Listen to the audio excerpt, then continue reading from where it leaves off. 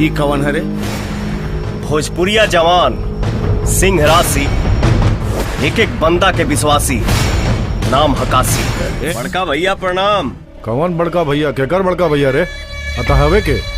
जैसे राम जी के लक्ष्मण, बलिराम जी के किशन, वैसे हम तोहार अनुज। अनुज? ना मतलब अनुज के जैसन। ए सुन, न तो हम केहू के बड़का भैया और न तो केहू के छोटका भैया। अवधेश सिंह से जाजुराला नौकर समाधि कोनाला। चुपचाप अपना धाम लौट जो, न तो जिंदगी के दिया बुता जाई। ए भैया, हम कोनो भूख भुकाए वाला दिया ना है जे फूंक देबा तब बुता जाए। बड़का भैया, काशी या शक्ति के चक्की में मत फंसी, पब्लिक के भक्ति करी। रे बीच बीच में टांग अड़ावल छोड़ दे, ना तो चिथड़ा चिथड़ा करके भेज दे। धमकी ना का कहले?